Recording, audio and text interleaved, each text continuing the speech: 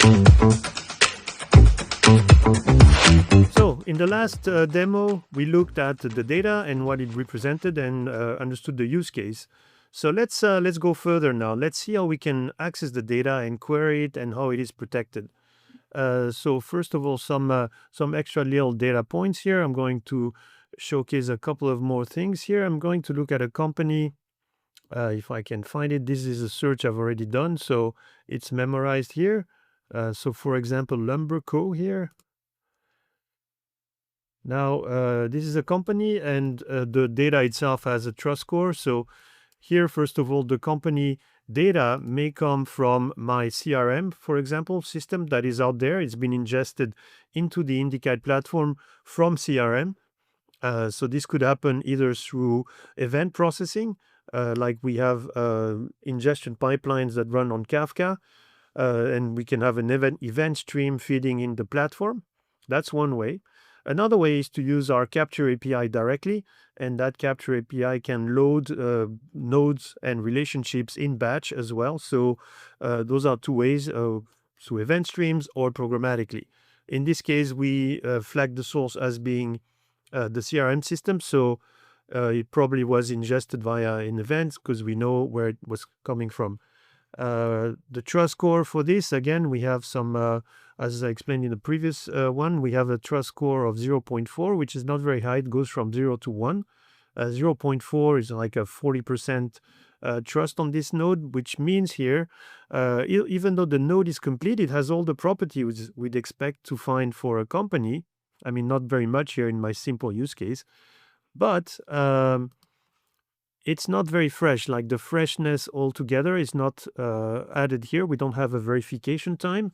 So that means in CRM, the data hasn't been validated in a while. So it might be an idea to go back to CRM and just check here. We have several trust scores because this actually runs with a recurrence. So we can check the evolution of the trust score over time. And as you can see here, the trust score is essentially the same. And so it hasn't changed at all. So let's have a look at how we can query this stuff. So there's two ways to access the data in IndyKite. There's two main APIs. One is through our knowledge queries or context IQ, and we'll show that. And the other is through the OddsN API. The OddsN API is OpenID OddsN compliant API that allows a client to run authorization queries. And those could be such as, give me all the resources that a given user can access, or give me all the users that can access a specific resource, or give me all the actions that this user can perform on this given resource. So 3 types of actions we can look at. Those are controlled via access policies that you can see here defined, for example. They look like this. This is an OddsN policy. So, oops. Let's see if I can show you a little better. This is an OddsN policy. A CIQ policy will look like that as well. Although the CIQ is currently configured not in the UI, but programmatically. I'll show you that as well. The UI for CIQ is coming very soon. So the condition here is a cipher statement. So the way access works in IndyKite is we use knowledge-based access control. So what is knowledge-based access control? It's a combination of relationship-based access control and attribute-based access control. So the relationship part gives us the context, so we can fetch not only the resource or the subject in the graph, but also the context surrounding those entities, which could be very precious in determining access. On top of that, we sometimes also need to add attribute conditions based maybe on the user's access token or environmental conditions such as time of day or what have you. So this is what we can define here. For example, here we have some operands on the data. So that's, in short, how access policies are defined and how we can, configure the access. So let's have a look at this in action here. So the first way to access the data is through the OddsN API.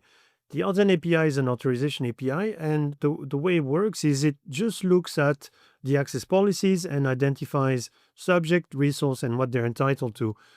So for here, we use simply, we're going first showcasing how to evaluate access between a user and a document. So based on the graph ontology here, users can own documents, so that grants them access to them.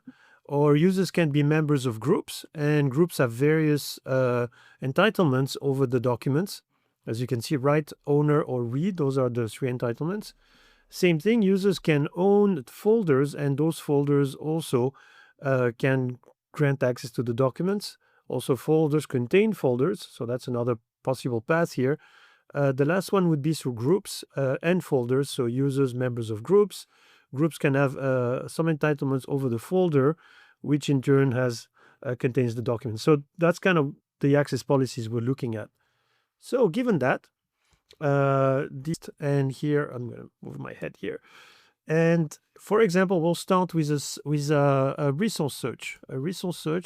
So this is where we ask what resources does a given user have access to. So here, if I run this, I'll see that this particular user, this is me actually, this is the ID that comes from SharePoint. It's the external ID. I have access to all these documents as an owner. I uploaded a bunch of documents. Interesting. So given a document, I'm going to take one of them at random here, this guy.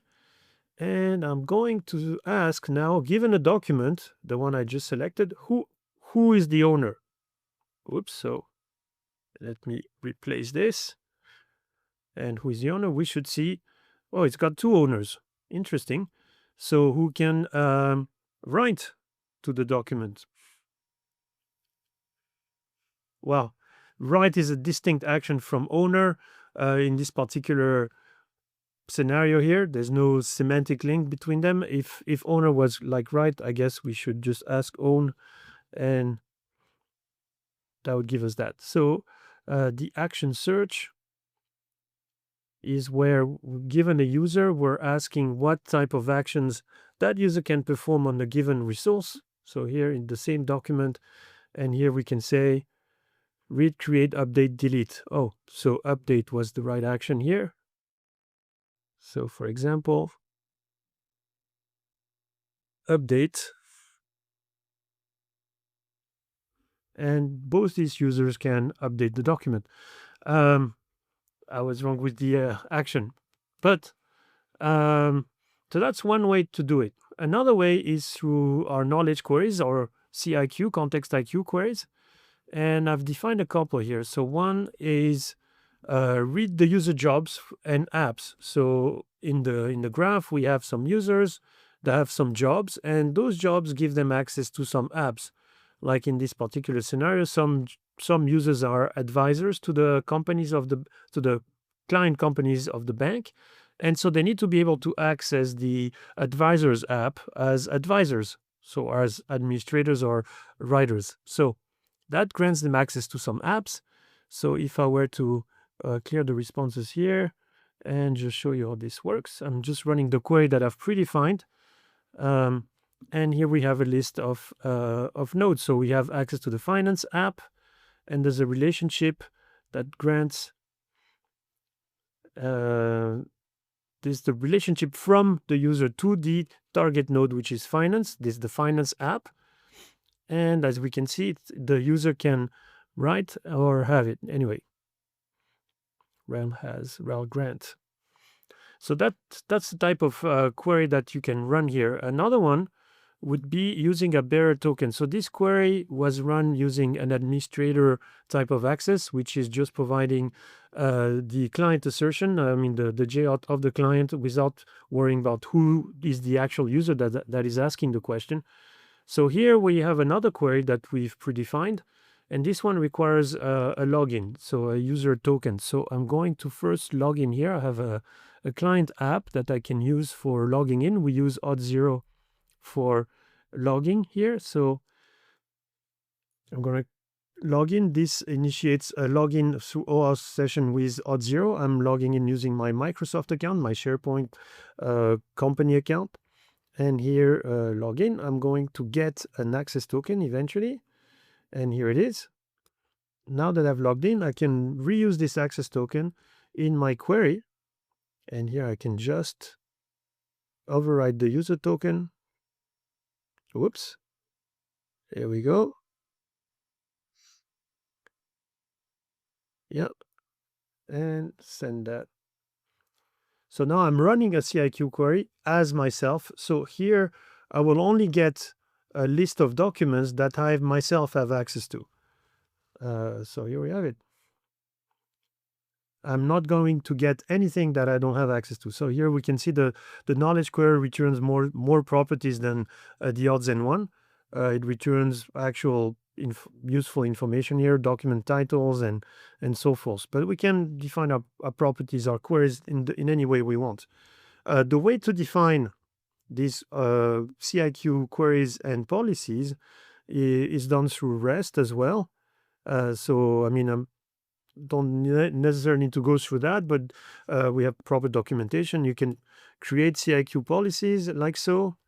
You can also use Terraform for that. If I were to list the list of queries here, I could get a list using the REST API as well. Here are the list of CIQ queries that I have defined in my platform, and you can get all the details. And I was running, for example, this one that I just showed was called read user documents by user and read user documents by user. There it is. And you have the definition here of the query itself. So that concludes this little demo here. We've looked at how we can access the data. In the next video, I'm going to show you how we manage unstructured data with the platform from SharePoint.